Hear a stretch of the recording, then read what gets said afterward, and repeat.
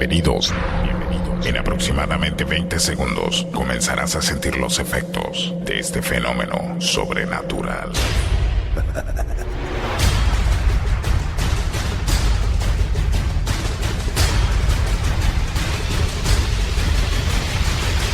Mundo.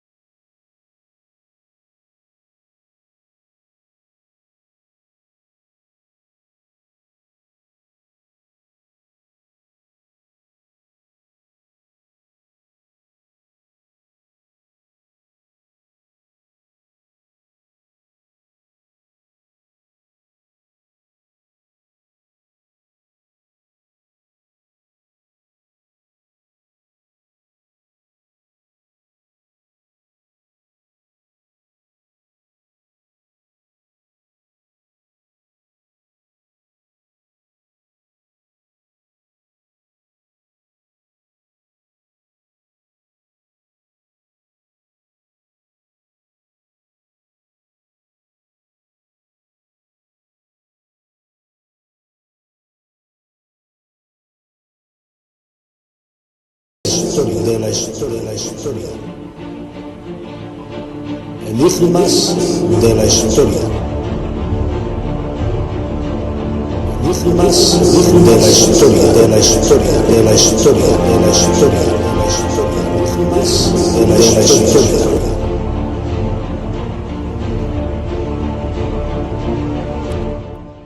Fermín Mayorga, buenas noches, bienvenido, compañero. Hola, ¿qué tal? Muy buenas noches. Te oigo un poco lejano. A ver, ahora. Ahora sí me escuchará mejor. Perfecto, sí. Bueno, vamos a hablar de una historia de los indios. No sé si es una historia jamás contada, pero sí que tiene que ver con la Inquisición, porque hasta hace poco, o yo por lo menos así lo creía, los indios de las Américas no eran juzgados por la Inquisición. Fermín. Sí, así es. La Inquisición no tenía poder para atacar a los indios porque así los reyes lo habían prevenido.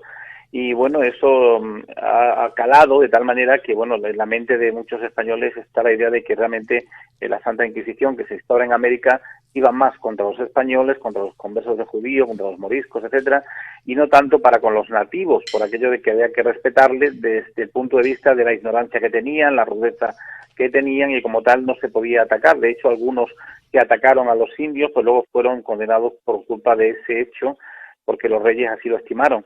Entonces, claro, lo que no sabíamos es que se había creado un tribunal paralelo a la Inquisición que era el encargado realmente de atacar a los indios y de desmontarle toda su idolatría y todo lo que era su vida abrazando el mundo de la superstición, etcétera, que además se conocía como el Tribunal de Provisorato de Indios y Chinos. Y precisamente los que lo regentaban, los que los llevaban a cabo esa misión de atacar al indio a través de este tribunal eran la misma iglesia, es decir, aunque el otro se llamase Inquisición y este se llamase Provisor de Indios Naturales, quien estaba al frente eran los obispos, que eran los que ordenaban que en tal fecha y en tal fecha se hiciesen esos autos de fe. La Inquisición, acordémonos, eran los dominicos los que tenían el poder para desarrollar los autos de fe y condenar, pero sin embargo, en este caso, el Provisorato de Indios Naturales era el encargado de hacerlo, pero a través de los obispos. Y los que regentaban este tribunal, pues eran sacerdotes de determinadas comarcas, llamémosle así, de América, que eran los que se reunían en un momento determinado y decidían qué día había que hacer un auto de fe, pues para castigar a los diferentes nativos de diferentes pueblos que habían estado idolatrando algún que otro ídolo o habían estado practicando algún tipo de superstición. Por lo tanto, ahí ya tenemos una clave para decir que realmente sí se atacaron a los indios, se hicieron autos de fe, además los paseaban exactamente igual que la Inquisición. La única diferencia es que no le ponían el San Benito completo, iban desnudo de cintura para arriba, pero sí se le ponía la coroza, se le ponía el capirote y salían perfectamente al cadalso donde se le leía la sentencia, etcétera. Y esto duró prácticamente hasta 1800, que es cuando realmente finiquitan estos autos contra los indios, y a partir de ahí, bueno, pues se deja de perseguir a estos pueblos en función de estas creencias heréticas, ¿no?, que algunos practicaban. Pero claro, dentro de toda esa realidad también te encuentras algunos sacerdotes que inclusive, bueno, pues eran capaces de tener a estos indios para con ellos, sobre todo grupos de sacerdotes, hablamos de órdenes religiosas como pueden ser los propios franciscanos, que tenían a lo mejor a 15, a 20 o a 30 nativos para el convento, para que le trabajaran la huerta, para que le trabajasen determinados bueno, pues elementos que hubiese que mover en el convento, y esto hacía que los propios franciscanos hacia ellos tuviesen un poquito más de misericordia y caridad, con lo cual, a pesar de que sabían que idolatraban, a pesar de que sabían que practicaban la superstición en un momento determinado, por el mero hecho de tenerlos dentro del convento, digamos que le pasaban la mano, no hacia otros vecinos, pero claro, tenían que llevar el secreto por bandera, porque nunca se podía saber de que realmente los franciscanos estaban de alguna manera tendiéndole la mano para que siguieran practicando la superstición y siguieran practicando la idolatría, ¿no?, de alguna manera, con esa visión. Pero eso hizo que llegase hasta oídos del obispo y bueno, pues pusiera firme a estos franciscanos, en concreto de México, de Cholula, para que dejasen, ¿no?, esa práctica para con los indios y realmente retomasen la actividad que había que retomar, que era ponerlos, nunca mejor dicho, al frente de la picota para que sufrieran una humillación pública y fuesen juzgados por los hechos que cometían, ¿no?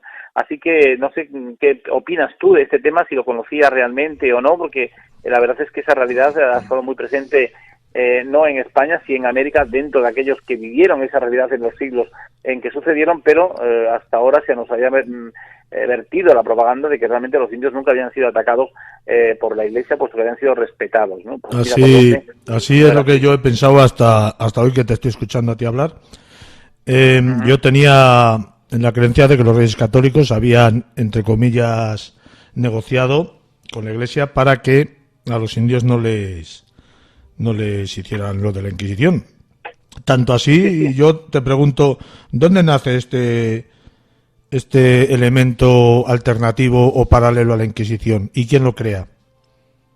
Bueno, lo crea la Iglesia, es decir, lo crea directamente la Iglesia, porque son los obispos los que tienen esta base y este poder, y es el propio obispado, ¿no?, el propio obispo el que crea este tipo de tribunales de provisores de indios nativos para que se ejecuten y se persigan pues esa idolatría, porque si se dejan a los indios tranquilamente actuar a su libre albedrío, lógicamente lo que están haciendo es seguir una línea que no es la cristiana. Entonces hay que ponerles firme, hay que meter terror entre ellos para que no ejecuten esa actividad, y por lo tanto estos autos se van a crear para esto, ¿no?, para enfocarlo de cara a los indios y juzgar a unos cuantos para, a través de esos cuantos, bueno, pues llevar el terror y que los demás no caigan en esos errores, porque si no, ya saben lo que les espera. Hay un caso, por ejemplo, muy interesante en Querétaro, en México, en 1691, siendo precisamente la protagonista una mujer que se llamaba Juana de los Reyes, que era vecina de este pueblo,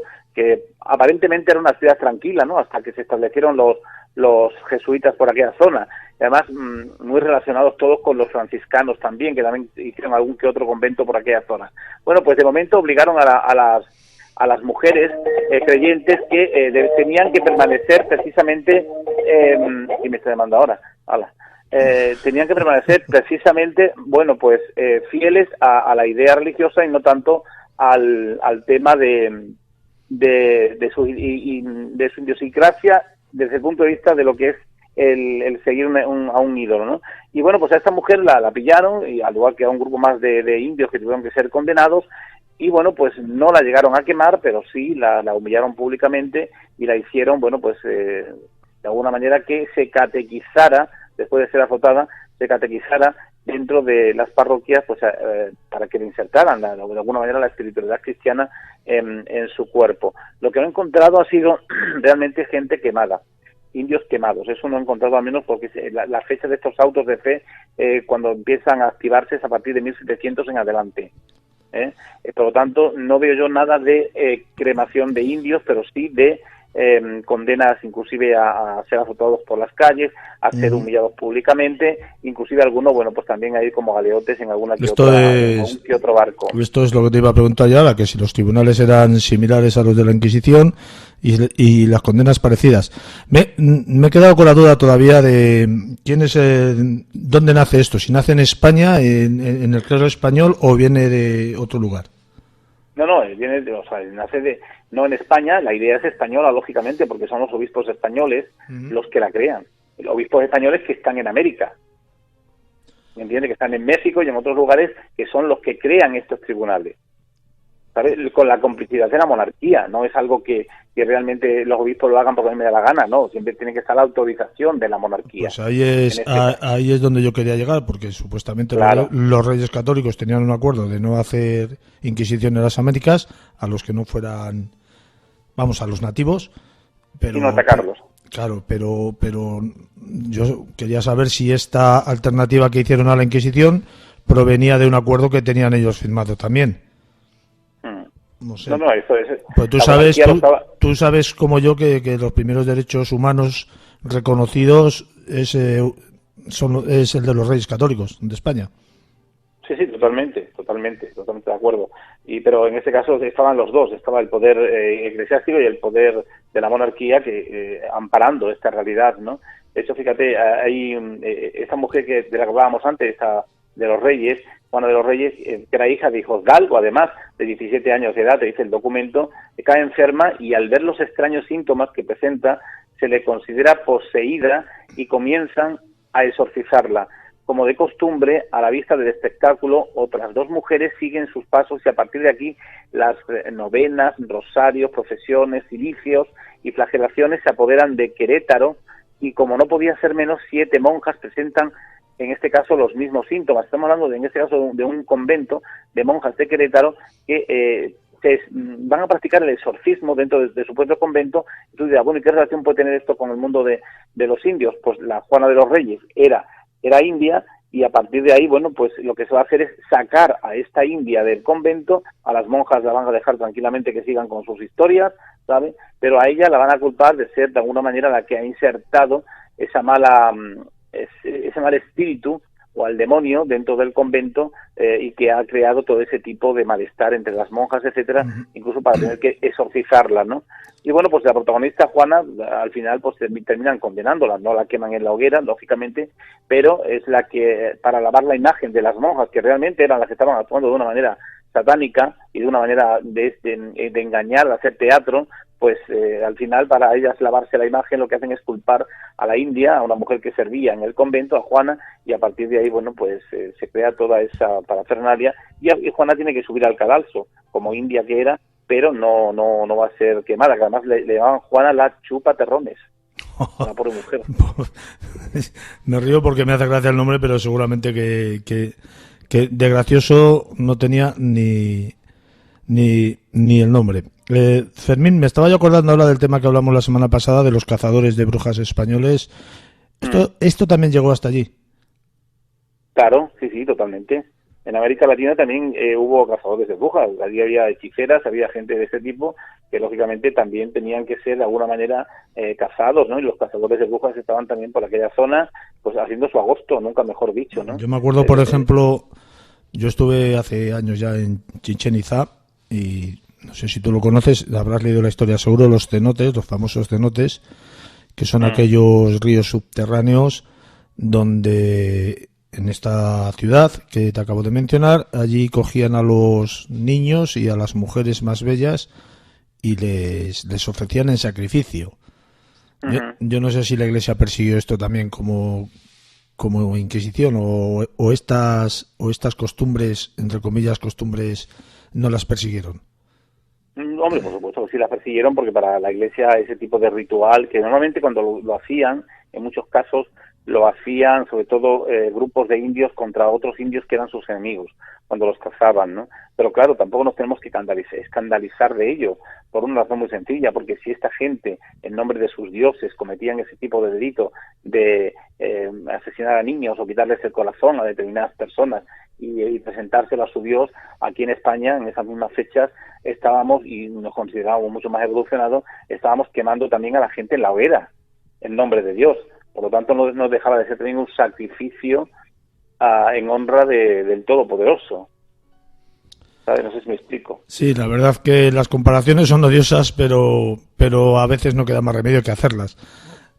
Claro, y es que es así. Es decir, allí cometían esos delitos, pero es que aquí también estamos cometiendo nosotros el mismo delito, que cometían ellos de otra manera. Los quemábamos en la hoguera, no le quitábamos el corazón, pero los quemábamos en la hoguera a la gente en nombre de Dios. Y supuestamente, como tú bien has dicho, mentalmente más evolucionados que allí. Claro, exactamente. Con lo cual, bueno, pues desde mi punto de vista es mucho más pecaminoso lo que aquí se hacía, pues hacía también en nombre de Dios el quitar la vida a un ser humano simplemente porque pensaba de forma diferente, ¿no? Bueno, pues en América lo hacían también los indios con otros indios y los españoles lo hacíamos con los españoles porque abrazaban el judaísmo o abrazaban otro tipo de religión, como puede ser el luteranismo. Simplemente la intransigencia es la que no debe triunfar nunca. Exactamente. Fermín, no sé si tienes tema preparado para la semana que viene o lo dejamos ahí. Bueno, a la semana sí, a la semana que viene vamos a tocar el tema de la amiga esta de México que ha escrito pidiendo a ver si podíamos hablar un poco sobre qué relación pudo tener la Inquisición con el tema de la Virgen de Guadalupe y todo esto. Ajá. Un comentario que nos ha llevado vía iVoox. Sí. Invitamos nuevamente, como cada programa, a todos los oyentes que quieran, pues saber algo de la historia inquisitorial o de cualquier otro tipo de historia que Fermín esté entendido en ello, a que nos inviten a investigar. ¿No, Fermín? Así es, sin ningún problema. Y por supuesto ahí estaremos contando esa historia de esa oyente que sin duda alguna pues se va a sentir muy muy a gusto y muy bien cuando escuche esa realidad que se vivió en México con la Virgen de Guadalupe y también la Inquisición que estuvo por medio en muchos temas. Recuerdo yo una canción de la desaparecida Lola Flores que se llamaba La Virgen Guadalupana o algo así, ¿no? Que hablaba precisamente de esta Virgen. No sé si... Sí, hay muchas. No sé. Sí, de Juan Diego, de la pasión de Juan Diego y todo esto, ¿no? Claro, pero hubo mucha gente de México que puso en evidencia que eso realmente no era cierto, no era verdad, que era un invento de la Iglesia pues para atraer a la gente hacia la Iglesia, ¿no? Y claro, ahí se tuvo que meter la Inquisición a saco contra muchas voces que decían ese tipo de comentarios porque estaban de alguna manera bombardeando lo que la Iglesia estaba pretendiendo organizar, ¿no? Sí. A través de esa aparición. Fíjate que, curiosamente, en México, que yo he estado, ya te digo, hace un par de décadas o menos, quizás, a mí me llamó mucho la atención en los lugares que he estado. Yo estuve en Valladolid, por ejemplo, en Mérida, Chichén Itzá y en otros lugares. Las casas tenían encima de la puerta una cruz cristiana. Me llamó muchísimo la atención porque no lo había visto en mi vida. No sé si fruto de la devoción de la gente, ¿no? No sé si sabes algo de esto tú. Bueno, a veces porque el pueblo de México es un pueblo que es muy dado a la superstición, ¿eh? Y una manera de proteger las casas es precisamente poniendo este tipo de elementos, poniendo cruces, ¿no? A veces la poníamos detrás de la puerta, ¿no? O ponemos la herradura, por ejemplo, símbolo de buena suerte. Bueno, pues la cruz se ponía también para proteger la casa. Yo recuerdo de pequeño como mi padre, cuando nos sentábamos en la candela en invierno, y ya al final nos íbamos a dormir, él antes de apagar la candela, o cuando la apagaba, perdón, hacía una cruz en la ceniza, precisamente para eso, para proteger la casa de posibles malos espíritus que pudiesen entrar por la chimenea. Quizás por este mismo motivo, yo recuerdo hace muchísimos años cuando era un niño que en todas las cabeceras de todas las camas había o un crucifijo o una virgen. Claro, es protección. Y además de pequeñito tu madre y la mía nos enseñaban el 4 angelitos tiene tu cama, 4 angelitos de no sé qué. Bueno, pues todo eso era para proteger, eran las oraciones de protección del niño y el crucifijo pues también era una manera de protegerse, la fe en eso, la creencia. Fermín, muchísimas gracias como siempre por todo, un fuerte abrazo y nos escuchamos en 7 días. Venga, será un placer como siempre, un fuerte abrazo. Hasta luego.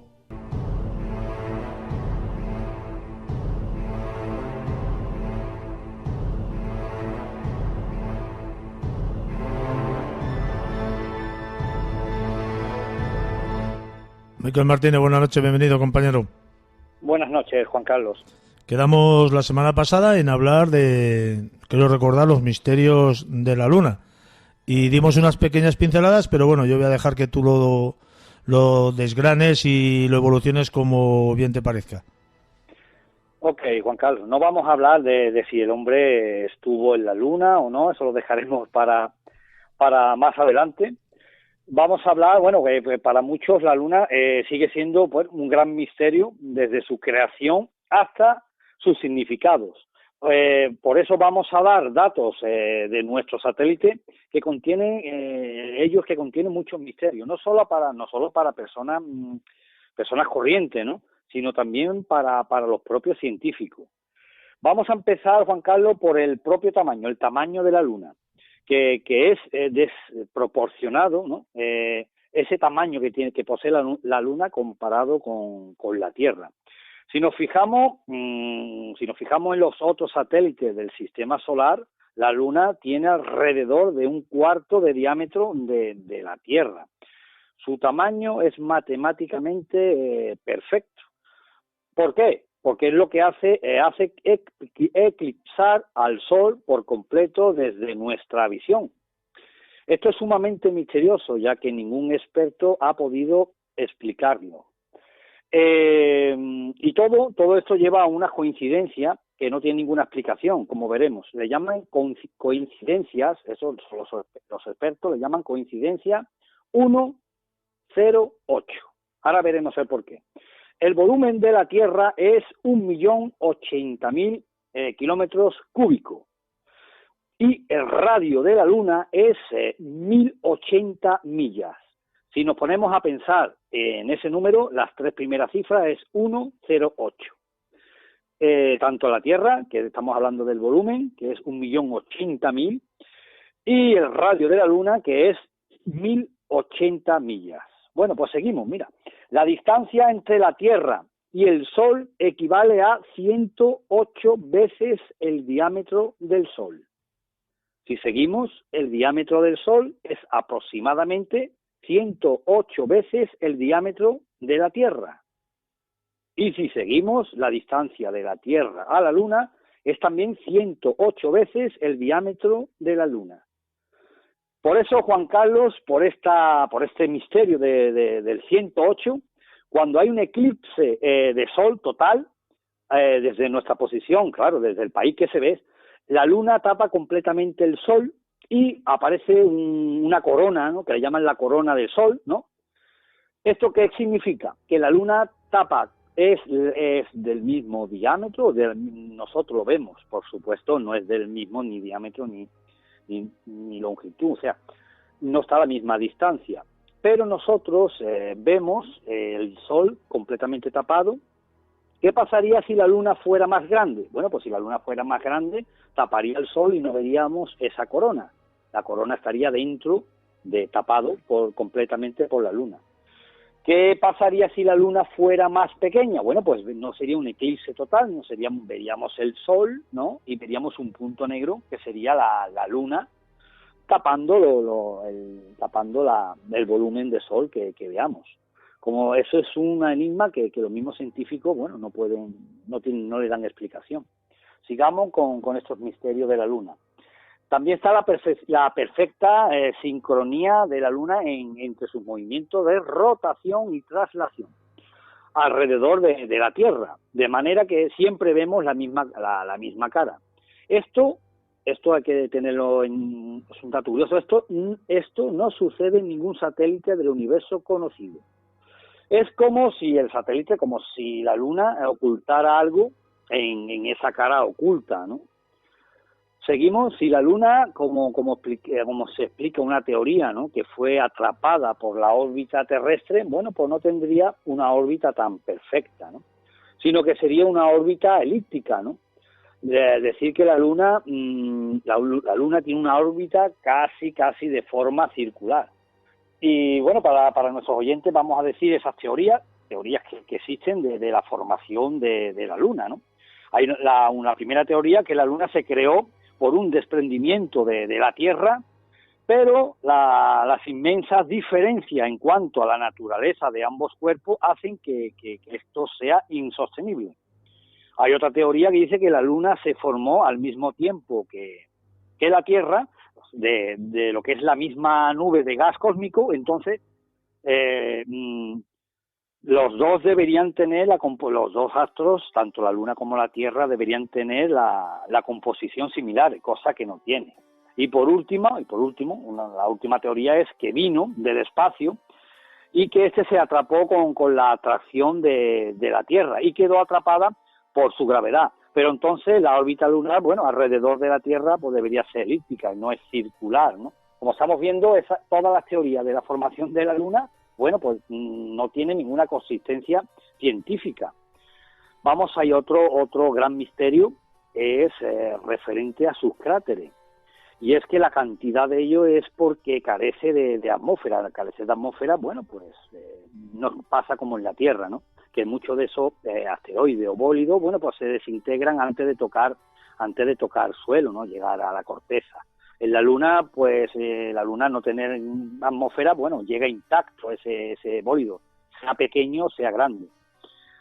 Y decir que en la Luna hay cráteres de todos los tamaños. Lo raro de todo esto es la profundidad, ¿no? Ya que a la velocidad que impactan han dejado muy poca profundidad. Como curiosidad, mira, hay un cráter que tiene unos 150 kilómetros de diámetro y que no supera los 4 kilómetros de profundidad. Lo lógico y lo científicamente probado es que esa profundidad tuviera 50 kilómetros de profundidad, no 4 kilómetros. Decir que los cráteres de la Luna todos tienen más o menos 4 kilómetros de profundidad o 3, como si hubiera algo endurecido que no deja traspasar esa distancia, ¿no? La Luna, por supuesto, tiene el 60% de la densidad de la Tierra, por ello se piensa que es hueca. Esto de la Tierra, esto de la Luna hueca, bueno, pues fue observado por los científicos de la NASA, que durante la misión Apolo 13, en 1969, cuando se estrelló el módulo lunar, la onda de choque continuaron durante 8 minutos. Y eso, los científicos, bueno, de la NASA empezaron a decir que la Luna se estaba comportando como una campana. ¿Qué significa eso? Que dentro pues tendría que ser hueca, o casi hueca. Hay muchísimas teorías, sobre todo hay una teoría de dos científicos rusos, Mikhail Basin y Alexander Shcherbakov, en el cual cree que la Luna es un satélite artificial, ¿no? Colocada en órbita, bueno, por seres extraterrestres que hace ya miles de años, pero que estos científicos, bueno, no saben cuál fue su finalidad, por qué la colocaron ahí y por qué está todavía ahí. Ahora diré, bueno, algunos de las citas relacionadas con la Luna y su antigüedad, de gente importante, gente científico, incluso historiadores de la época romana. Vamos a empezar por el primero. Isaac Asimov, bueno, dijo, estudiando el resto del sistema solar, llegamos a la conclusión de que la Luna no debería estar ahí. El propio Aristóteles dijo, los bárbaros de Arcadia son quienes tienen derecho a la Tierra, por vivir en ella antes de que la Luna surgiera. Eso también dijo Plutarco, ¿no? que dice que los arcadios era un pueblo prelunar, ¿no? En su historia romana. Aquí están describiendo, esto es muy extraño, en una época donde, bueno, parece ser que no había luna, que no estaba el astro, ¿no? No estaba el satélite, ¿no? La luna. Es muy extraño. Incluso en el libro de las Revelaciones pone, tú eras temido desde la época del sol, antes de la época de la luna. Según el libro de las Revelaciones, bueno, pues la luna fue atrapada por la Tierra, bueno, hace 13.000 años, según lo que dicen, ¿no? Incluso Apolonio Rodio, bueno, describe que hubo una época donde no había luna en el cielo, ¿no? Y si ya nos vamos a gente ya más importante, gente ya como un premio Nobel, ¿no? Como el doctor Harold Urey, ¿no? El cual dijo que estoy terriblemente perplejo por las rocas de la Luna y en particular su contenido de titanio. Al parecer, bueno, el titanio es un material que en la Tierra, bueno, escasea y en la Luna, pues bueno, la Luna es muy abundante. Esto tira la teoría de que la Luna y la Tierra que la Luna fuera creada por un desprendimiento de la Tierra. Incluso Carl Sagan, ¿no? Carl Sagan dijo, un satélite natural no puede ser un objeto hueco. Con esto relacionado con lo que le pasó a la Apolo 13, ¿no? Y ese 8 minutos de esos temblores que se registró desde aquí en la Tierra, ¿no? Y que los científicos de la NASA, bueno, pues estaban un poco contrariados, ¿no? Al creer. Ellos, con los análisis de la roca, bueno, creían que la Luna, pues, estaba compuesta igual como la Tierra, ¿no? Que no fuera hueca. Y el doctor Robin Brett, bueno, este es un científico de la NASA, ese hombre dijo, parece más fácil explicar la inexistencia de la Luna que su propia existencia. Y bueno, Juan Carlos, podíamos seguir, pero la verdad es que la Luna es un misterio en sí, ¿no? Ahora mismo científicamente hay muchas teorías, pero no se sabe qué es lo que es. ¿Qué es un astro que vino? ¿Es una nave extraterrestre? ¿Qué es lo que es la Luna? Sí, es muy significativo que rompa todas las leyes que la rodean, ¿no? Sobre la traslación y sobre los demás planetas y las demás lunas. Para mí significa mucho. No sé el motivo del por qué está ahí y cuándo vino y cómo se formó, pero si rompen todas estas leyes, significa o pudiera significar que la ciencia está equivocada con la formación del universo. Bueno, nosotros, la verdad es que la formación del universo, la física y la química que nosotros tenemos aquí, no sabemos realmente lo que hay allá afuera. Nosotros hemos enviado sondas, pero realmente no sabemos lo que hay allá afuera. Radiotelescopios, ondas, todo eso se estudia aquí, pero la verdad que radiofrecuencia. La verdad es que Carl Sagan lo dijo él mismo, ¿no? Que es un misterio que posiblemente no se sepa nunca, ¿no? Porque tendríamos que avanzar tecnológicamente milenios, ¿no? Decir también, Juan Carlos, que está también una teoría que los que creen que somos únicos en el universo, bueno, que la vida solo está en la Tierra, decir que también por los demás satélites la Luna también es única en el universo, por lo que se está demostrando, ¿no? Es muy raro que la vida solo contenga la Tierra y que un satélite que es único que también esté, bueno, en el mismo punto, ¿no? Tenemos que tener en cuenta que si no existiera la Luna, la vida en la Tierra no sería. Sí, eso posiblemente no sabemos si no estuviera la Luna influye mucho en la vida, ¿no? Uh-huh. Ha influido mucho en la vida, e incluso en las estaciones del año, incluso en la vegetación, esas mareas, en la vida animal también. Hay plantas, hay el plancton, sube cuando está la Luna, de noche, hay mucho... incluso la fotosíntesis que se hace de día, pero por de noche hace lo contrario. Bueno, no se sabe perfectamente si la vida fuera o no existiría vida. Yo creo que sí existiría vida, Juan Carlos. Lo que pasa es que sería totalmente diferente, ¿no?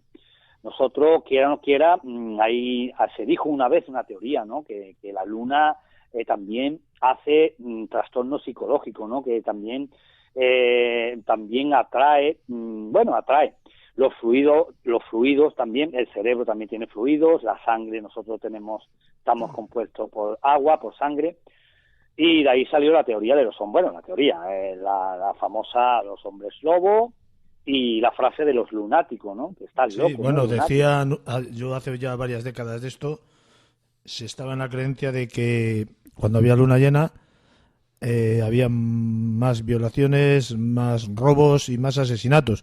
Pero luego hubo una corriente posterior que lo desmintió todo esto, que no tenía mayor incidencia.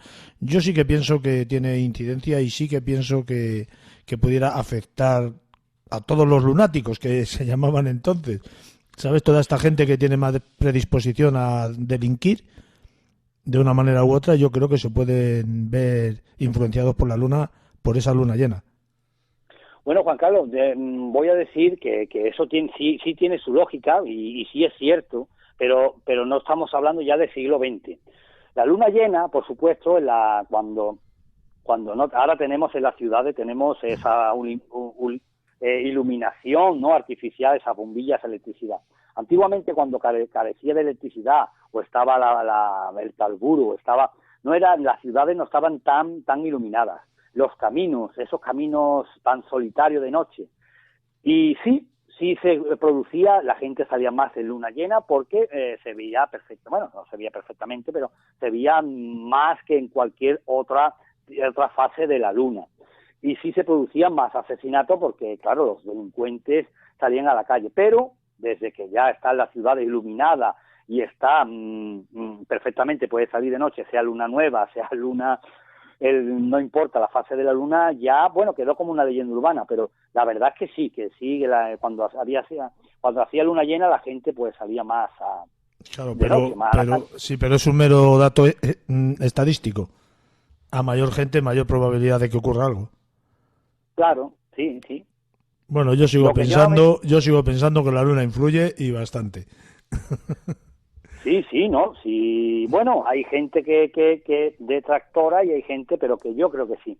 Yo creo que la luna, hay fases que sí, que el cerebro, bueno, pues parece ser que...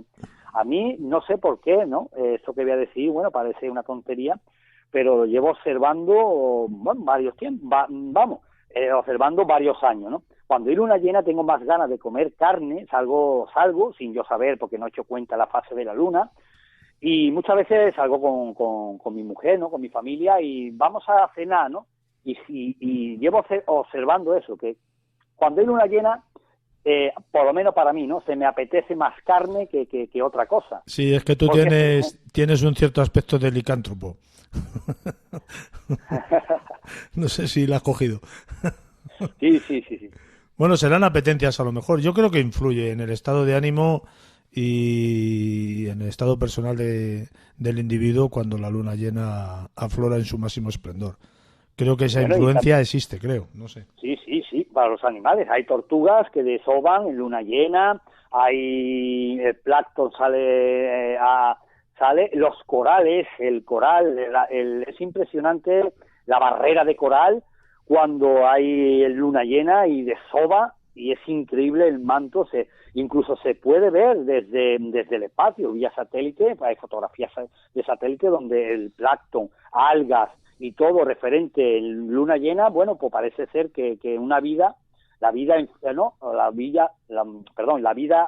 afluye, ¿no? Fluye, sí, ¿no? Por la consecuencia de la luna llena. Por eso te digo que si nos influyen a nivel físico, también nos puede influir a nivel psicológico. Antes de que me digas el tema de la semana que viene, ¿te parece que planteemos la idea que tenemos con los demás o con varios colaboradores de si algún oyente tiene algún tema que le atraiga y que le parezca interesante, nos lo proponga para que tú lo investigues? Perfecto. Pues lo dejamos enmarcado. Cualquiera que quiera un tema de una ciudad o de algún sitio que le parezca interesante, que esté relacionado con el misterio o similares, pues que nos lo hagan saber a través de las redes sociales, del móvil, WhatsApp, bla, bla, bla, bla, bla, bla, bla, bla. Que a ver los hilos y nos encuentran en todos los lados. Michael, muchísimas gracias como siempre por todo. Un fuerte abrazo. Nos vemos en 7 días.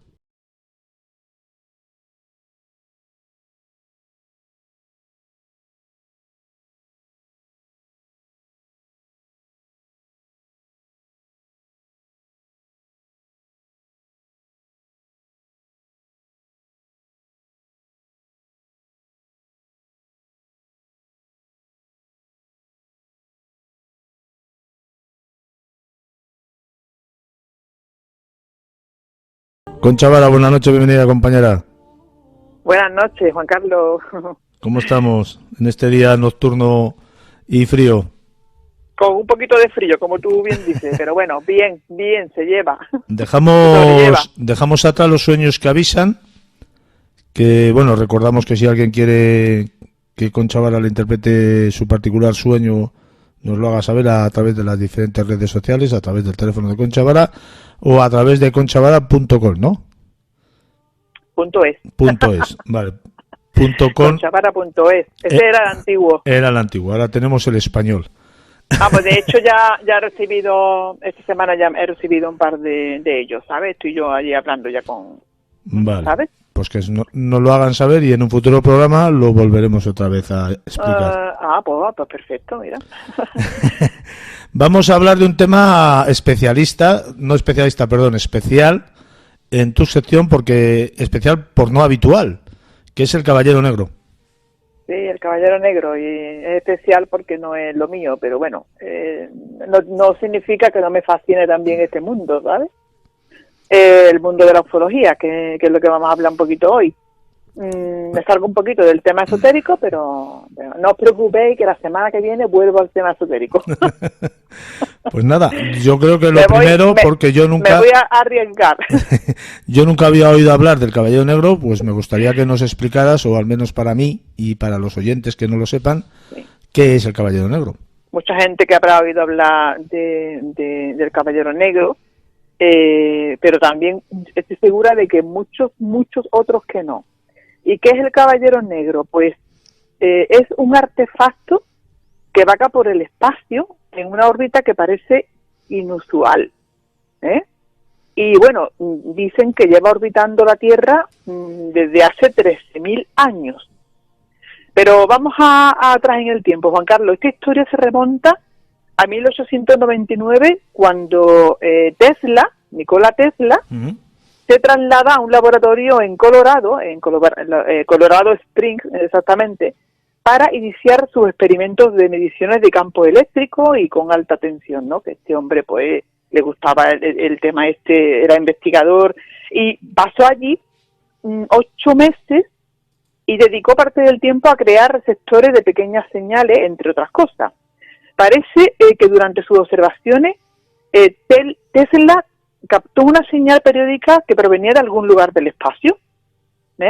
Este inventor había estado probando un receptor de radio de larga distancia llamado teslascopio, y este receptor captó varias señales repetitivas diferentes a las que provienen normalmente de las tormentas y de ruido terrestre.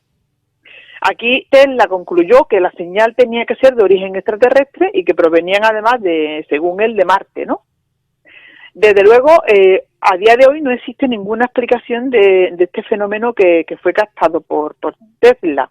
Una de las hipótesis que se baraja es que, y esto es muy curioso, probablemente Tesla, sin saberlo, descubrió los pulsar. ¿Sabes lo que son los pulsar? He oído hablar de ellos. Que son una estrella de neutrones que emiten radiaciones periódicas y emiten señales periódicas, ¿no? Y yo creo que Tesla, sin saberlo, aquello que oyó fue una señal de estas estrellas, y lo hizo 68 años antes de su descubrimiento oficial, porque ya fueron estas estrellas descubiertas en 1967, y sus descubridores, los astrónomos Jocelyn Bell y Anthony Hewitt, pensaron al principio también, fíjate qué curioso, que podían señales extraterrestres, pero no era aquello, La idea, de que tenemos satélites de origen desconocido orbitando sobre nosotros, cobra también forma en 1954, cuando en 2 artículos publicados en sendos periódicos estadounidenses aseguraban que había 1 o 2 satélites desconocidos en órbita. Y esto también es muy curioso, porque hasta 3 años después, en el 1957, el ser humano no había puesto ningún satélite en órbita. El primero fue el Sputnik. En 1960, tanto la Unión Soviética como los Estados Unidos tenían ya satélites en órbita, pero en ese mismo año saltó la alarma de nuevo, ya que se detectó un satélite no identificado en una órbita polar que ni los rusos ni los americanos reconocían como propio.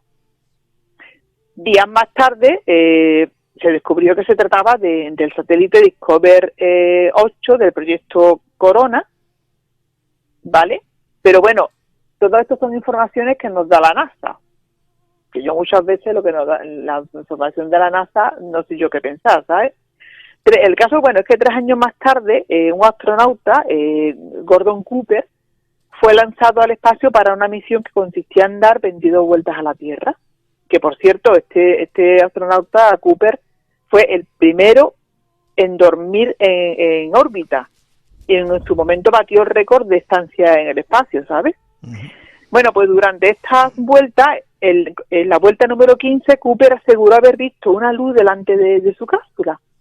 Al mismo tiempo, en una estación de radar en Australia, se captó una especie de sonido o eco que provenía de aquella luz o de aquel objeto. Según la versión de la NASA, otra vez la NASA, el equipo de ventilación tuvo problemas de ese astronauta y el exceso de CO2 le hizo ver alucinaciones. Esta es la explicación que ellos dan, ¿saben, Juan Carlos? En 1973, un investigador escocés llamado Duncan Lunan publicó un artículo en el que detallaba cómo había identificado y descifrado un mensaje emitido en 1920 desde un satélite de origen desconocido. Estamos yéndonos otra vez a la época antigua, cuando no existían los satélites, ¿vale? Esta señal la habían captado unos investigadores noruegos y alemanes que estaban realizando un estudio sobre el efecto del eco de largo retardo. El eco de largo retardo es un fenómeno que hacen algunas señales de radio generando un eco con un retardo de varios segundos y que a día de hoy aún no se ha podido determinar tampoco la causa exacta. Bueno, pues Lunan aseguraba que el mensaje era un saludo de una civilización extraterrestre que señalaba su posición en un planeta alrededor de la estrella llamada Arcturus, en el sistema binario Epsilon Botis.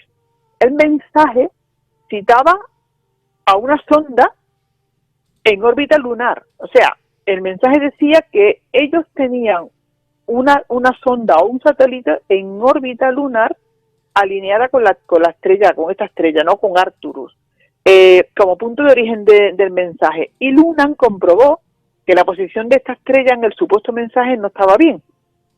Así que cogió y calculó que la posición correcta y situó a esta sonda hace unos 13.000 años, por lo que dedujo que este satélite debía de llevar en órbita por todo ese tiempo. Pero no fue hasta la década de los años 90 cuando los entusiastas del fenómeno OVNI muestran una fotografía de un artefacto oscuro como prueba de la existencia del citado satélite fantasma. Estas imágenes, en principio publicadas por la NASA, desaparecieron unos días después, pero claro, los amigos de lo ajeno ya las habían copiado, o eso es lo que se dice. Estas imágenes, Juan Carlos, que además yo las he estado viendo y es que me encantan, estas imágenes se pueden encontrar fácilmente en internet, y donde se puede ver, vamos, el objeto este que va vagando por el espacio. A partir de aquí fue bautizado con el nombre del Caballero Negro, que no se sabe a ciencia cierta de dónde salió este nombre, pero parece que en el año 55 el Reino Unido comenzó un programa de investigación llamado Proyecto Caballero Oscuro, que consistía en probar en la atmósfera la reentrada de cohetes balísticos. Y este proyecto lanzó unos 22 o 23 cohetes y la idea pues era adaptarlos para ponerlos en órbita, pero aquí no hubo acuerdo y el proyecto jamás puso satélites en órbita. Pero esta expresión del Caballero Oscuro se hizo pública y además coincide con aquel anuncio del avistamiento del satélite desconocido en los años 60. Aunque claro, la NASA anunció que las fotos tenían una explicación. Además hay un vídeo también sobre eso, Juan Carlos, en una misión de un transbordador que se llamaba en Denver. Es que tú me perdonas porque mi inglés es muy malo. Sí, yo creo que se lleva muy poco con el mío, ¿eh? Ya. Bueno, pues este transbordador, en 1998, parece que tuvo un pequeño incidente, ¿no? En una de las actividades, uno de los astronautas, llamado Jerry Ross, se le escapó una manta térmica que había instalado en el exterior. Estas mantas se usan para evitar la pérdida de calor de determinadas piezas metálicas y podéis, bueno, como he dicho, encontrar vídeos de este suceso e incluso la conversación que mantuvieron los astronautas. Bueno, Juan Carlos, según la NASA, aquellas imágenes del caballero negro no eran más que la manta metálica perdida, que además estamos hablando que esta manta era metálica, es blanca por una parte, por otra parte de metal, y el caballero es negro. O sea, el artefacto este que andaban andando por ahí es de color oscuro, ¿vale? Aquella manta además pasó a mejor vida, porque como todos los objetos de cierta órbita baja que no tienen mecanismo de propulsión propio y caen en la atmósfera, pues salen ardiendo sin dejar rastro, ¿sabes? Pero mira tú por dónde, que han aparecido nuevas imágenes y vídeos recientemente donde se muestra un extraño objeto negro en Florida. Estamos hablando del año 2015. O sea, supuestamente aquella manta metálica perdida se quemó en la atmósfera, ¿no? Supuestamente. El vídeo corresponde a una de las cámaras de la Estación Espacial Internacional, donde al lado de un carguero espacial ruso aparece un misterioso gran objeto de color negro, que además parece que sigue la nave, aunque según dice los comentarios y tal, que los astronautas en ese momento no se percatan de la presencia de este objeto, ¿eh? Y este vídeo se hizo viral, vamos, que lo vais a encontrar sin problema. Por supuesto, la NASA volvió a asegurar que se trata de un panel de aislamiento térmico, ¿vale? Pero es que existe otro vídeo también en Florida que es un vídeo casero, porque hasta ahora estamos hablando de vídeos que han hecho los satélites, ¿no? Existe un vídeo de una señora, Juan Carlos, que a plena luz del día, entre las nubes aparece el caballero negro, porque es que además tiene una forma específica. Si veis las imágenes en internet, siempre tiene la misma forma, ¿no?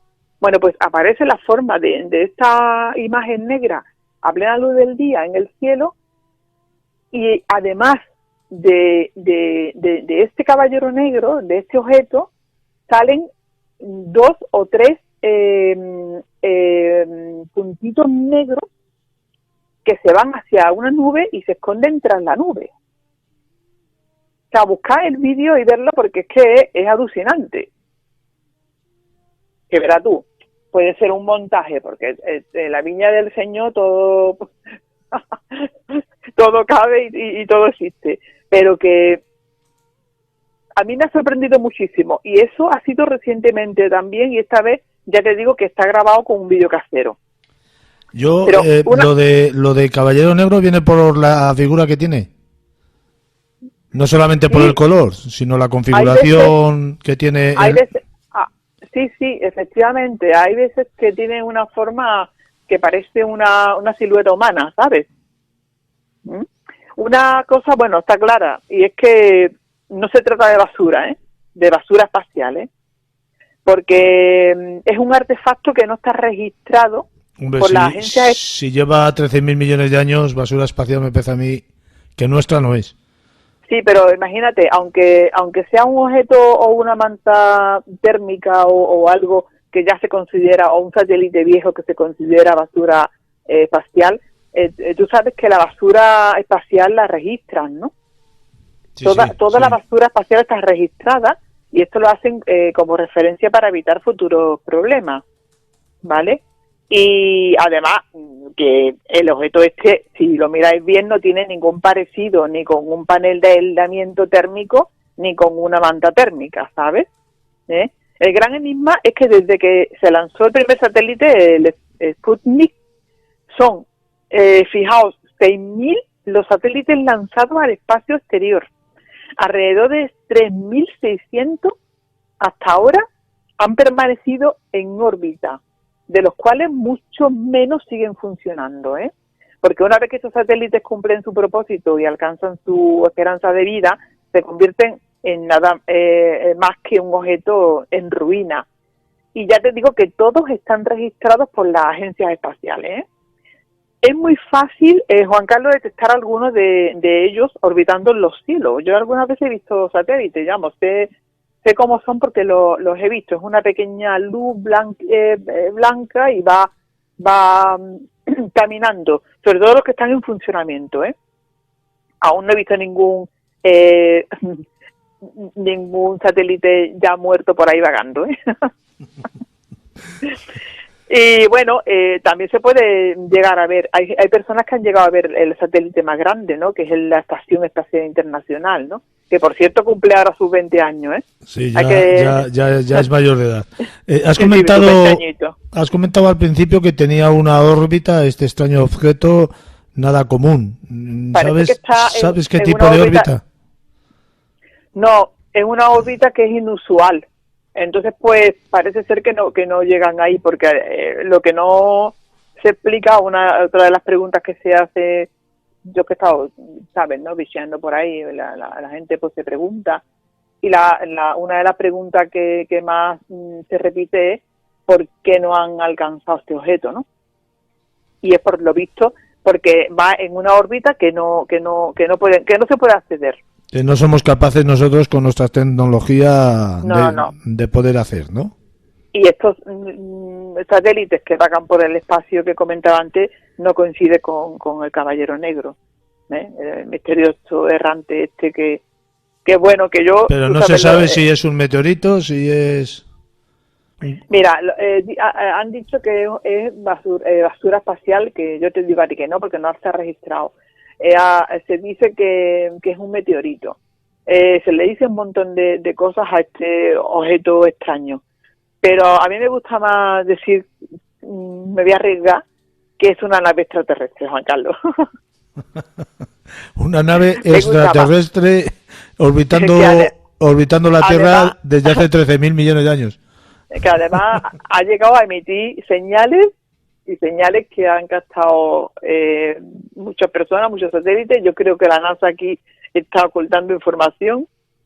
Además, tú sabes que a primeros de este año, vamos, en enero por ahí, el Pentágono notó señales o le llegó al Pentágono unas señales que le habían llegado a la NASA de una aproximación desconocida del espacio, una aproximación, algo que se está aproximando a nuestro sistema solar.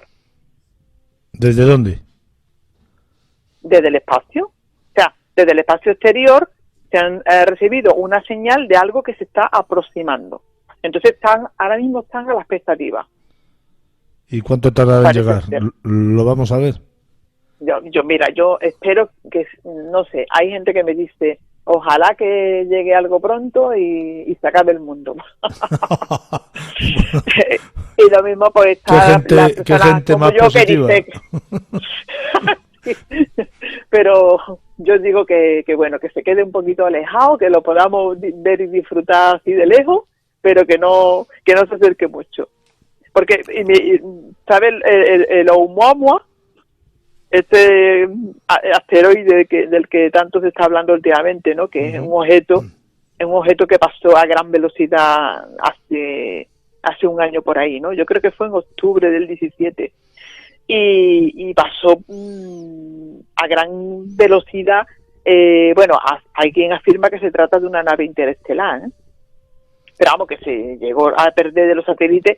Los satélites de la NASA fue visto y no visto. Lo vieron y fue visto y no visto. Esto, el tema del Oumuamua, lo podía encontrar también por todas partes, porque además han estado hablando en programas de misterio. Fue visto y no visto por la enorme velocidad que llevaba el aparato, ¿no? Supongo. Claro, de hecho, yo digo una cosa, hay fotografías de los Oumuamua en internet, pero esas fotografías no son reales, ¿vale? Porque es que no han logrado captar la imagen de lo rápido que pasó. Entonces, sí se sabe la forma es de puro. Ese artefacto tiene forma alargada como si fuese un puro. Como si fuese un Zeppelin, ¿no? No es como un Zeppelin, es como algo más aplastado, alargado, ¿sabes? Algo largo. Sí se sabe que tiene esa forma, o por lo que pudieron así, ¿no? Pero que las imágenes que aparecen por ahí no son las reales. verdaderas. No son reales porque no han llegado a... Este aparatejo no han llegado a poderlo fotografiar, ¿vale? Concha... Y nada, no sé si te ha gustado la historia del Caballero Negro, y deberías de entrar en internet a ver las imágenes porque son sorprendentes, sí. Primero tengo que respirar y luego ya entrar en internet. Quiero decir, tengo el tiempo muy escueto y muy concurrido con tareas que tengo que realizar, como bien sabes tú. Pero cuando pueda. Seguramente que lo intentaré este fin de semana, si tengo las cosas terminadas, daremos una vuelta por internet. ¿Tenemos tema preparado para la semana que viene? Pues mira, pues vamos a volver a los superismos. No sé yo si le habrá gustado este Kit Kat de hoy al personal, pero voy a volver a mis temas, que es lo que yo manejo bien, y voy a hablar de la cristalomancia. Cristalomancia, no lo había oído nunca. No lo había oído nunca. De la bola de cristal. Ah, pues di las cosas con su nombre tradicional, mujer. Vamos a hablar, no inventemos nombres nuevos. Sí, porque ese arte se llama cristalomancia, ¿no? Y la cristalomancia existe antes que la bola de cristal, por lo tanto es así, ¿no? Se tiene que llamar así, ¿no? Voy a llamar de ese arte adivinatorio, ¿no? Que es la cristalomancia. Pues la cristalomancia, la bola de cristal y otros seres parecidos o aparatos o aparejos, no sé cómo denominarlos, con Chavara para la semana que viene. Un fuerte abrazo, muchas gracias por participar en Mundo Insólito Radio. Nos escuchamos en 7 días. Encantada, ha sido un placer y hasta la semana que viene. Buenas noches. Hasta luego.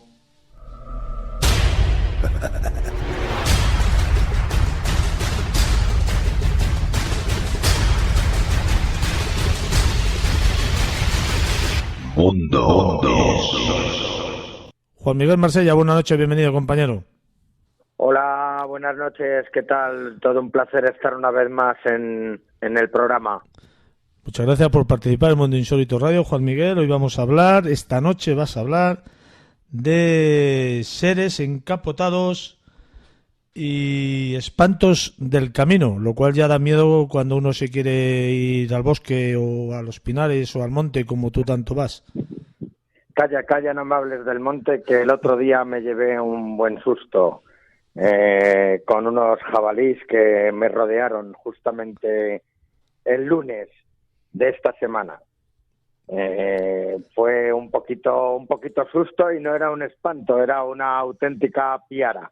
Pero bueno, aunque a pesar de que no hacen nada, no estamos exentos del susto y del miedo, y tanto la perra se quedó muy sorprendida y la T y se quedó muy quieta, como yo, porque fuimos rodeados literalmente. Pero en este caso vamos a hablar de otro tipo de apariciones en distintos lugares, ¿no? Porque estamos, como siempre, hablando, Juan Carlos, de apariciones que se dan no solamente en España, sino en todas las partes del mundo, que son de esos seres enlutados, de esos seres que van de negro, encapotados o encapuchados. Muchas veces a lo mejor dicen que si llevan a lo mejor los ropajes de un monje, pero bueno, son testimonios que se han recogido a lo largo de la historia, a lo largo de los siglos, y en los últimos años pues también han sido recogidos también en la propia península ibérica, pues desde tiempos inmemoriales.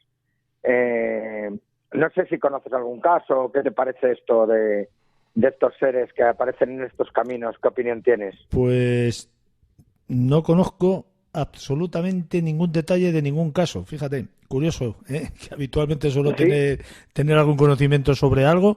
De esto no he oído hablar nunca.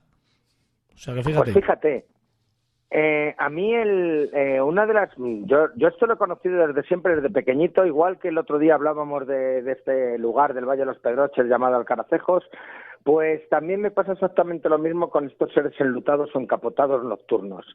Allí se hablaba cuando yo era pequeño, adolescente y adulto de unos seres que aparecían por los caminos a los cuales le llamaban la maranga.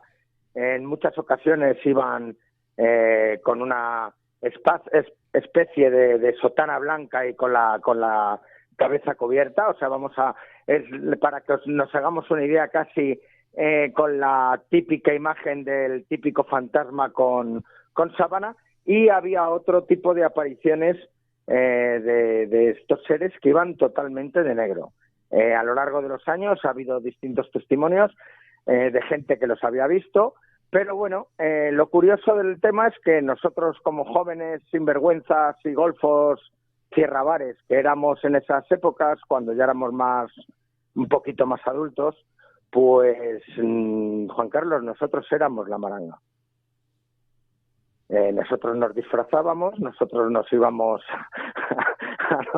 a las encrucijadas, nosotros nos íbamos a estos lugares a meter miedo. ¿Cuándo te sorprendes? Cuando la maranga que aparece... Cuando el miedo se vuelve contra ti, ¿no? Cuando la maranga que aparece no somos nosotros.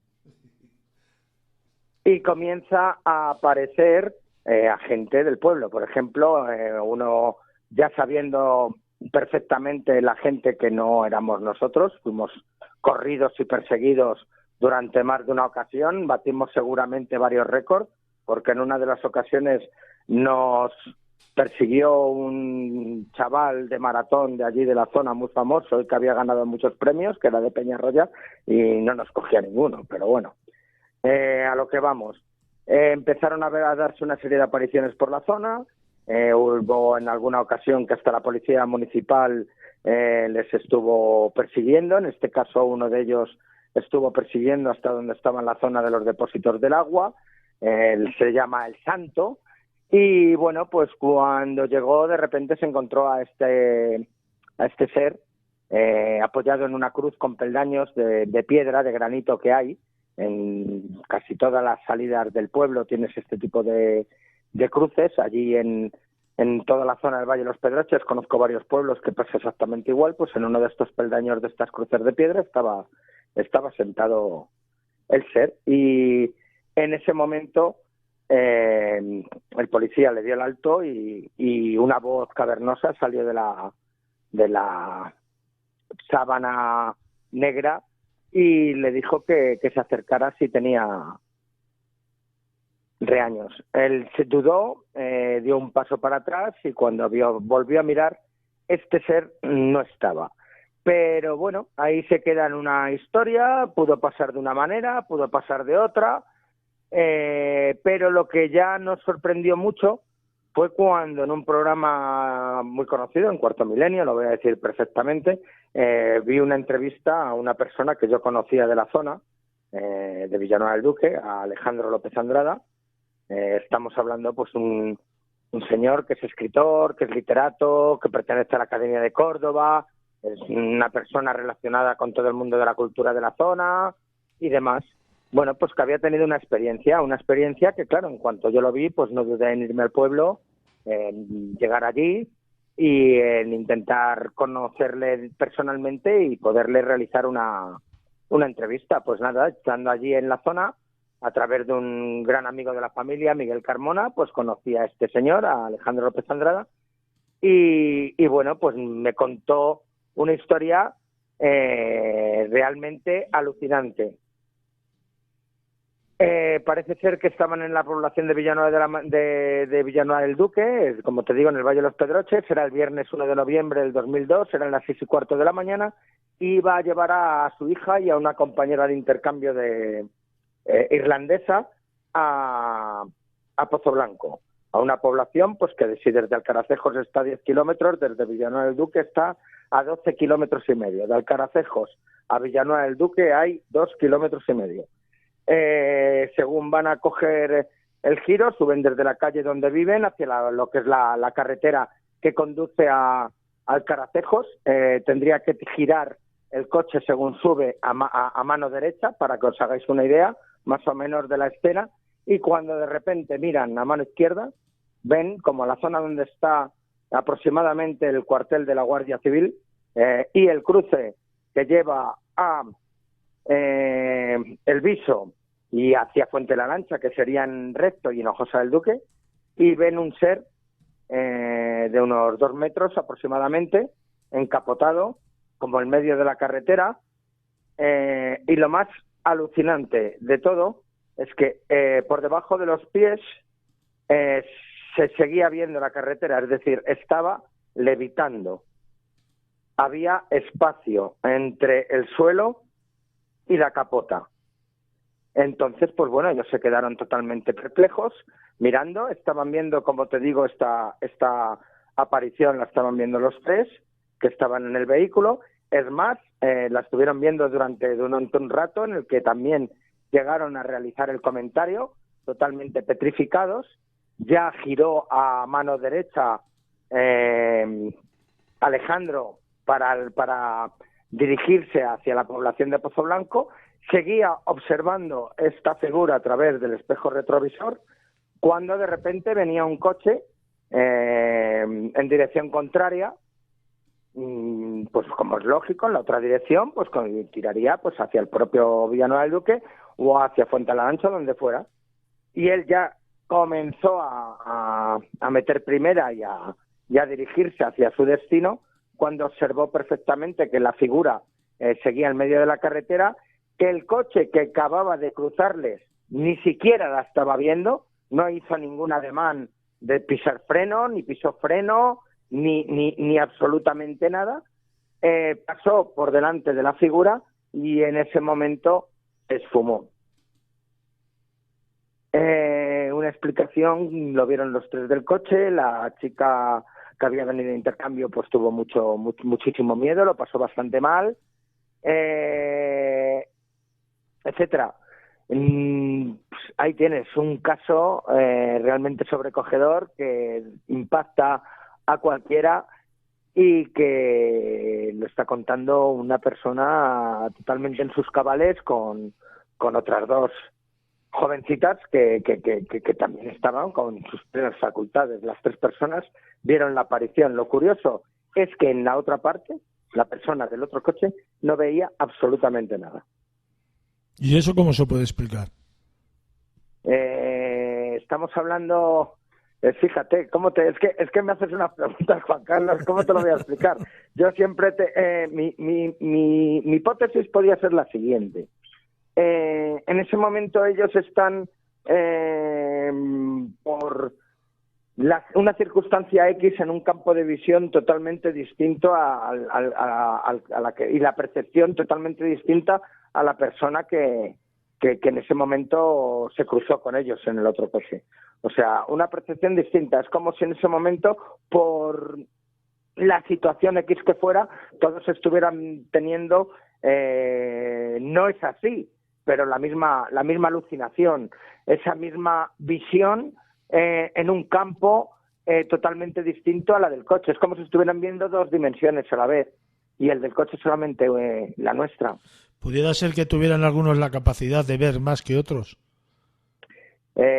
Sí, por supuesto que hay gente que tiene la capacidad, mucha más capacidad de ver que otros o de sentir, pero en este caso es algo que no se suele dar en condiciones, ¿no? Que de repente las 3 personas vean exactamente lo mismo. Es una notoriedad muy grande de que ahí estaba ocurriendo algo. Y sobre todo, si estamos hablando a lo mejor de que Alejandro lo había visto con su hija solo, son de la misma familia, a lo mejor con las mismas connotaciones, creencias y demás, pero en este caso estamos hablando con una chica que venía pues de otro país, con una cultura totalmente distinta. Aunque bueno, en el tema de las apariciones en Irlanda pues también son en un momento dado pues mucho más creyentes y más devotas ese tipo de folclore que en otros lados, ¿no? Pero es extraño, ¿no? Que la vieron las 3 a la vez y que los 3 te estén contando el testimonio exactamente igual. y que todavía se sigan pensando, y una persona, como te digo, inteligente y que luego investiga y que se busca la vida y que intentó buscar todos los datos y buscar si podía haber sido una broma, y estuvo haciendo distintas pruebas y demás. Yo estuve allí con él y estuvimos en la zona donde lo había visto y estuvimos paseando. Yo estuve varias noches. Aparte, es una zona, la conozco muy bien, la conozco como la palma de mi mano, tanto el pueblo como los caminos, como hasta las azoteas y los agujeros. O sea, me conozco absolutamente todo. Y no hay una posibilidad de fraude, de trampa, de broma. Es imposible, ¿no? Porque no hay nadie que en esos momentos que pudiera tener la tecnología de una especie de holograma o algo así, que era la única manera que en un momento lo podías crear. Y lo que está claro es que la otra persona del coche que se cruzó con ellos, pues la habría visto. Y en este caso es que no la había visto. Es que es como si estuvieran, por lo que sea, observando otra dimensión totalmente distinta. Al ser una criatura tan extraña, pues a lo mejor estaban viendo hasta una parte de otro astral, no lo sé, no te podría decir. Simplemente son teorías de todos los conocimientos que pueda tener referente a las distintas variantes y creencias en el mundo del misterio. Cuando menos da lugar a dudas de que no sea algo que está más cerca de acá que de allá, ¿no? Sí, desde luego. Yo pienso que en este caso estaba más cerca de allá que de acá. Porque, por lo que te digo, 3 personas totalmente distintas tuvieron la misma visión y tuvieron la misma experiencia. Eso sí, estaban todos en el mismo vehículo. ¿Quién fue en ese momento el vehículo? ¿Tuvo que ver a lo mejor con una mala combustión y que hubiese entrado, no sé, anhídrido de carbono? No tengo ni idea, no lo sé. Hacía frío, sí, efectivamente, era 1 de noviembre, allí caen buenas pelonas muchas veces en la noche de Todos los Santos, aunque sea Córdoba. Estamos hablando que está pegado a los comienzos de una de las partes de la Sierra Morena. Sí, tú has hablado de Peñarroya, ¿no? Creo. ¿Perdón? Que has dicho Peñarroya, que está al lado de Pueblo Nuevo, ¿no? Claro, Peñarroya, Pueblo Nuevo es como Claro. si fuera el mismo pueblo, sí. pueblo. Peñarroya, Pueblo Nuevo es es uno de los últimos pueblos, si no me equivoco, del Valle de los Pedroches, por esa zona. Tienes Belalcázar, tienes varias zonas, pero Peñarroya, Pueblo Nuevo, estaría más tirando hacia la zona de Badajoz, por decirlo, con provincia provincia casi de Badajoz. Hay allí una central. También está al lado la provincia de Sevilla. Si yo Sí. lo que te digo, me he recorrido toda esa zona por allí porque está llena de misterios y demás. Está por allí también. Hay allí Don Benito y todo eso. cerca de Peñarroya hay una central nuclear, si no me equivoco. Sí, pero me parece que pertenece a Sevilla. No estoy ahora mismo muy seguro del nombre. Lo conozco, o sea, que conozco la zona, quiero decir. Sí, no, toda una zona minera, toda una zona llena de leyendas. Mira, para que te hagas una idea, mi abuelo materno murió de silicosis.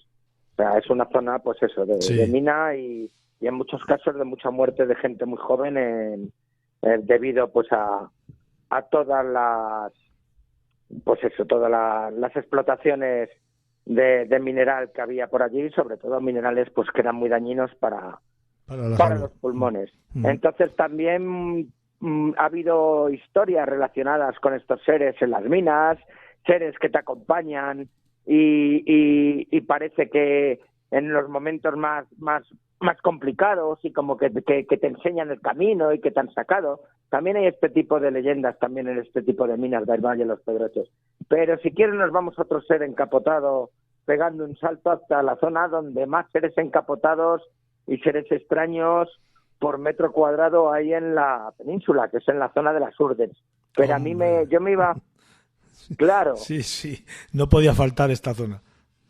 Hombre, es que la zona de las Urdes es mágica por excelencia. O sea, es una de las zonas... Es hermosa, A mí es una zona que me encanta. Es hermosa. Digna, para aquellos que no la conozcan, digna de visitar, ¿eh?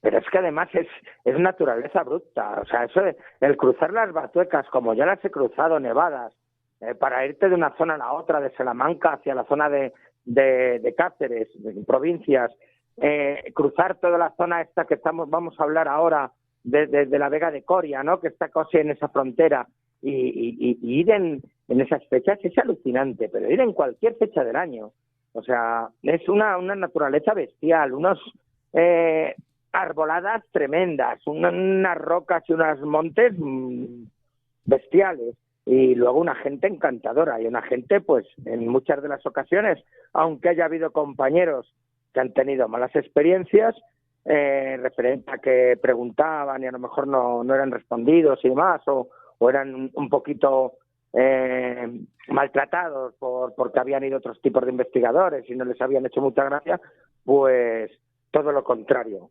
Yo estuve con una amiga alojándome en un hotelito que hay en la propia Vega de Coria, casi a la salida del pueblo a mano izquierda, con un restaurante en el que comías una carne y tomabas unos vinos espectaculares, y nos trataron bastante bien. Bueno, pues justamente aquí, en este lugar, a finales del año 1982, a los habitantes de esta pedanía, de este pueblo, pues comenzaron a ocurrirle una serie de fenómenos con este tipo de seres.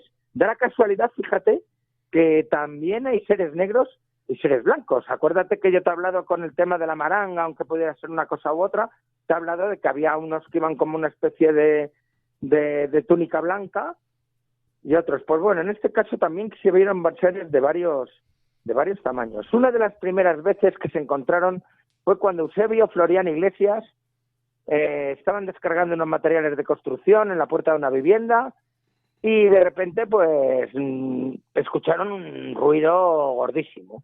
Bueno, pues a ambos les pareció escuchar luego también como una especie de gruñido, de llanto, de lamento, y al girarse para ver qué se trataba, pues vieron como una llamarada de 1 metro de altura y de color azulado, ocupando toda la calzada de la carretera. Bueno, pues cuando salieron a ver qué es lo que estaba pasando, este efecto había desaparecido. Bueno, pues nada, al día siguiente, que era el 11 de noviembre de ese mismo año, de 1982, sobre las 10 menos cuarto de la noche, pues el propio Nicolás se dirigía andando a su casa. Estaba a las afueras del pueblo, hay un río que se llama Rolobos, de estos de montaña y demás. Pues bueno, pues cuando en ese momento estaba paseando por allí, pues de repente vio como un ser a lo lejos, que iba así, como con ropas oscuras, no era como muy grande, pero de repente al ser observado, al observar este ser que este señor le estaba viendo, pues se tiró por como una especie de terraplén de unos 30 o 40 metros para abajo, enfilado, que claro, este hombre se quedó sorprendido y se fue acercando para ver si llegaba al terraplén, para ver a dónde iba ese señor, cuando aparecieron otros 3 jóvenes del pueblo por allí, que también habían visto, estaban detrás, ojeando para ver quién era este señor, después de lo que había ocurrido el día anterior. Pues imagínate cómo estaba el pueblo, pues un pueblo que tenía muy pocos decenas de habitantes. Bueno, pues se fueron otra vez a tirar hacia donde habían visto a este ser, cuando de repente vieron otro enlutado, encapotado, como delgado, con unas patas muy largas, muy alto, que igual al observarles que iban a verles, pues también se lanzó para abajo, desapareciendo. Bueno, pues al día siguiente fueron otra vez estos jóvenes alertados por lo que habían visto el día anterior y demás, y bueno, parece ser que se volvieron a encontrar con este tipo de seres extraños. Tal fue la historia que a los pocos días, pues los vecinos ya bastante preocupados, también estaba un investigador de la zona que se llama Félix Barroso, es como una especie de antropólogo y que ha salido en varios lugares hablando pues de todos estos folclore y leyendas de las Urdes. Pues se fue con estos señores a, como el que dice, dar caza, porque es que algunos llevaban hasta las escopetas para irse a a estas luces. Bueno, pues parece ser que ese mismo día empezó a caer una tremenda lluvia en toda la zona del pueblo, lluvia, cuando de repente vieron una extraña luminaria que les estuvo acompañando, les asustó, les acompañó, como el que dice, hasta el pueblo, y se quedó encima del pueblo hasta que desapareció. Y a los días, pues otra vez de nuevo, empezaron a ver a estos seres extraños. Eran como, unos dicen que iban como intubados, que iban como una especie de tubo, un traje tubo, una cosa muy rara, así como una especie de, no sé, yo me imagino como un traje de hombre rana, de estos de neopreno. Lo que me describen a mí es la sensación que, o sea, es el dibujo, la imagen que yo me creo cuando te hacen esa descripción, ¿no? Y bueno, pues hubo en otra de las ocasiones que a otro de los vecinos, de ahí voy con esa aparición de Blanco, vio una aparición de estos seres, salió corriendo, se fue hacia la puerta de su casa corriendo asustadísimo, y en el momento que fue a abrir, pues se encontró justamente en la puerta otro ser de estos que iban de blanco, que parecía que quería preguntarle algo, y nada, del miedo que cogieron, pues le cerraron y ahí se quedó en uno de estos grandes enigmas que nunca ha habido ningún tipo de explicación, porque nunca llegaron a dar caza a ninguno, pero sí que en este caso estas apariciones estaban también relacionadas con luminarias, con luces y con otro tipo de fenómeno que era un poco distinto a lo que ya os había contado. A veces la explicación no se da porque no se busca donde se debe, y otras veces la explicación no se da porque no se tiene tal y como la conocemos hoy en día. Juan Miguel, Mira, no sé... Dime. Mira, lo que está claro es que hay fenómenos que no se llegan a comprender. Hay un caso allí, muy cerca, en Quintanilla, a unos escasos 40 kilómetros de Las Vegas de Coria. Es muy cerca de Coria, por cierto, de la población de Coria, y que de repente una extraña luz quemó una vivienda y quemó un señor, ¿no? Nunca se supo nada, como una especie. También hemos visto en algo que ocurrió en no sé si era en Siberia o por unos montes cerca de Rusia y demás, en los que unas extrañas bolas también entraron y quemaron a una serie de gente. Son fenómenos sin explicación. En este caso son estos seres que fueron acompañados con luces, pero lo que te estoy contando también fueron las luces. ¿Son experimentos? Ahí lo dejo. Ahí lo dejamos. No sé si tienes tema para la semana que viene. Pues hablar de esos supuestos experimentos que se han hecho en la península ibérica y que poco sabemos de ello, y también de unas cuantas cosillas relacionadas con los archivos secretos abiertos por la CIA y los cielos de mi ciudad, Madrid. Pues ahí lo dejamos para la semana que viene. Muchísimas gracias, como siempre, por todo. Juan Miguel, un fuerte abrazo. Un fuerte abrazo, Juan Carlos. Hasta la semana que viene, a todos los oyentes. Hasta luego.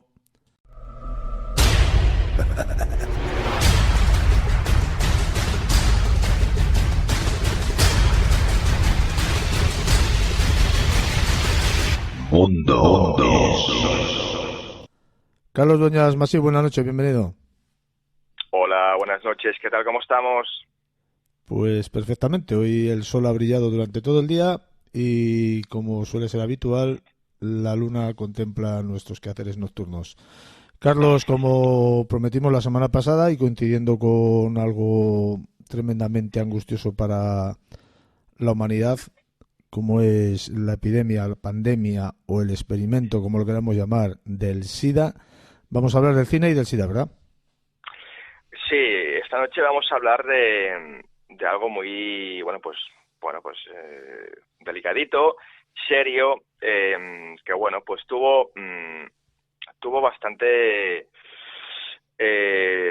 repercusión, ¿no? Evidentemente, ¿no? Esto empezó a principios de los 80, que ya, a ver, yo no soy quien para hablar del tema del SIDA, ¿no? Yo hice mismo, vamos, en su momento, a mí no me gusta hablar lo que yo hago yo, pero bueno, sí que tengo que decir hoy, al menos, que en el 2003 hice un cortometraje que estuvo seleccionado para los Oscars en el Festival de Berlín y ganó más de 30 premios internacionales, que se llama Colors, y que iba sobre el tema del SIDA, con Antonia San Juan y todo. Y Y fue la primera vez en el cine que se tocó el SIDA en clave de humor, no en clave de humor de reírme de la enfermedad, sino de la hipocresía de la gente, ¿no?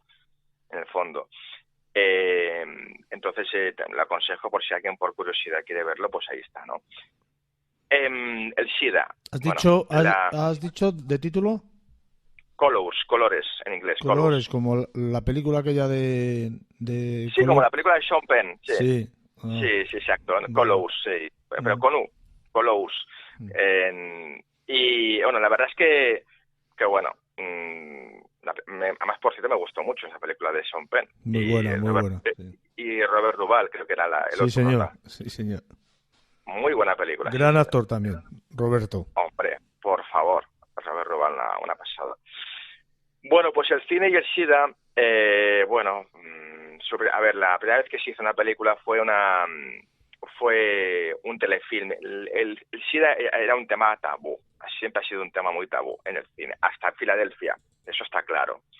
Hasta que de Filadelfia en el año 94 decidió, que de esto te hablé hace un par de semanas ya creo, no vamos a profundizar mucho, decidió llevar a cabo la gran película, ¿no?, de la Paramount, ¿no?, que es sobre el SIDA, con estrellas internacionales y un director que acababa de salir de los Oscars, como Jonathan Demme, que acababa de dirigir El Silencio de los Corderos, pues te dijo, vamos a apostar por la gran película sobre el SIDA, ¿no? Pero mucho antes, hubieron otros directores que lo tocaron también con más o menos acierto. Bueno, siempre con la intención de hablar de un tema muy, muy, muy espinoso, ¿no? El SIDA también se ha tocado a veces de forma metafórica en el cine, bastante. Vamos a empezar por estas películas, ¿no? Porque, de hecho, el guionista Howard Ashman murió antes del estreno de la película con la que ganó un Oscar, que es La Bella y la Bestia. Y el director Bill Condon, que digamos... en una entrevista dijo que esta película, La Bella y la Bestia, en el fondo, las canciones, si os fijáis en la letra, te están hablando de alguien que lleva una bestia por dentro y que sufre porque la gente que le rodea lo pasa mal y que lleva una bestia dentro, ¿no? Y en el fondo está todo el rato hablando de esa enfermedad. Howard Ashman ya estaba pues desarrollando el virus del VIH y estaba ya con la enfermedad del SIDA, ¿no? Pues ya tenía los días contados, básicamente. Hablamos del año 90 y poco. Me refiero a la película de animación, no la última que se estrenó, que la de imagen real. Entonces el guionista Howard Ashman falleció antes del estreno y un poco en homenaje al guionista sí que se supo que todas las canciones tenían un subtexto metafórico hablando sobre el SIDA, ¿no? Sobre la dureza que es una enfermedad que provoca rechazo en toda la gente que te rodea, ¿no? Que te queda como... También se tocó de forma metafórica, curiosamente, en películas que dirías, ¿esto qué tiene que ver? Pues sí, también hay un subtexto del SIDA en películas como una película muy tonta de Sandra Bullock que se llama La Red, ¿os acordáis? Una película que se llama La Red. Una película que es una película año 93, es muy antigua, bastante antigua. Pues esta película te habla de eso, en el fondo te está hablando de un tío que es asesinado porque encuentra un método para acabar con los virus de Internet. Y es Sandra Bullock la que tiene que investigarlo. Entonces, pero hay un subtexto bastante fuerte, hay un estudio sobre esta película que te está hablando del tema del SIDA, que de hecho también murió del SIDA, el guionista de La Red. Más películas, por ejemplo, Alien 3, ¿no? Alien 3 también había bastante rollo entre el bicho que llevaba dentro, ¿no? Todo el rato, el bicho que llevas dentro, ¿no? Que te está matando. Hay películas que lo han tocado de forma muy elegante. Luego otras que ha sido explícito, pues evidentemente. En la primera película de todas que se tocó el tema del SIDA fue una TV movie que se llama An Early Frost, o sea, una especie como como de película clásica de persona enferma. Siempre ha sido bastante duro el tema del cine y el SIDA, siempre. Miradas en la despedida, también. Otra película que fue bastante dura, la verdad. Yo me quedaría con una película que a mí me gustó mucho, y más que una película, yo creo que eso fue como una especie de monumento a los orígenes del SIDA, ¿no? Que se llama En el filo de la duda. Una película que sale de un montón de estrellas, sale Richard Gere, Matthew Modine, bueno, sale un montón de gente, de cantantes, estrellas, que un poco se sumaron a hacer una película que dura casi 3 horas, dirigida por Roger Spottiswoode. Maravillosa película que te habla de los orígenes del SIDA. Es como, es una especie de documental, mezcla el documental con la ficción, y la verdad es que es bastante, yo te diría que es las mejores primeras películas que se hicieron sobre el SIDA. En el filo de la duda. Es una película que yo aconsejo bastante. Que se llamó en inglés And the Band Play It On, ¿no? Que la banda siga tocando, en pocas palabras. Otra película recomendable sobre el SIDA es un libreto homónimo que se llama Compañeros Inseparables, que narra la historia de 3 amigos que pues uno de ellos contrae el virus del SIDA, uno del VIH, desarrolla la enfermedad y fallece del SIDA, y es toda esa historia. Una película que yo, sinceramente, antes de hablar de las grandes, ¿no?, que han tocado el tema del SIDA, porque aquí, por ejemplo, aquí en España también se ha tocado el tema del SIDA, en concreto lo tocó muy bien, muy de refilón, Almodóvar en Todo sobre mi madre. Lo tocó con bastante acierto. Luego películas que han tenido de fondo el tema del SIDA, pero que tampoco son, que no van sobre la enfermedad, pero sí que afrontan de fondo el tema del SIDA, son por ejemplo Las Horas, una gran película, una maravillosa película que da bastante, de verdad, te quedas bastante compungido. Es una película, para mí es de las películas más bonitas que he visto en mi vida, Las Horas, con un reparto increíble, con Julianne Moore, con Nicole Kidman, que ganó el Oscar. Bueno, no sé por qué, porque sale media hora solo, pero bueno, ganó el Oscar Nicole Kidman por esta película. Y Meryl Streep, maravillosa. Y bueno, y el fantástico Ed Harris, que yo creo que tenía que haber llevado el Oscar ese año, no se lo llevó, a secundario, que es el amigo de Meryl Streep. Es una película que te habla sobre la amistad, la soledad, una película fantástica, Las Horas, la recomiendo. Otra gran película que tocaba el tema del SIDA con un trasfondo es $1 Million Baby de Clint Eastwood. También es una película que yo la aconsejo, bastante buena. Otra peli española que esa sí que ya, sí que toca, ya es más clásica en el contexto, ¿no?, y en el planteamiento, que es hablar del SIDA en el entorno gay, ¿no? Porque no nos olvidemos que esta enfermedad se expandió bastante rápidamente entre el entorno gay, ¿no? Sí, en el entorno gay y en el entorno de los drogadictos también, recuerda. Sí, evidentemente, sí. Esta película, a ver, yo ya te digo, ni soy investigador, a pesar de que por mucho que haya leído me haya informado, pero bueno, sí que es evidente que habrá gente que sepa mucho más que yo hablar de esto, pero que sí que por desde fuera parece que esté diseñada para sacarse del medio, pues, cierto sector, ¿no?, de población, ¿no? Homosexuales, drogadictos, no sé, como parecía un poco diseñada para eso, esa enfermedad, pero bueno. Supongo que esto ya lo habréis tocado vosotros en algún otro programa, ¿no? Pues no, la verdad es que no, es una cosa que no hemos hablado nunca en Mundo Insólito, es la primera vez. Uy, pues es muy interesante, esto es muy interesante, ya te digo, y además tocarlo con seriedad, ¿no? Porque luego también están los típicos que están diciendo que están los curanderos, ¿no?, que dicen que te tomas un bote de esto y te curas, ¿no? Bueno, aquí con cuidado con esto.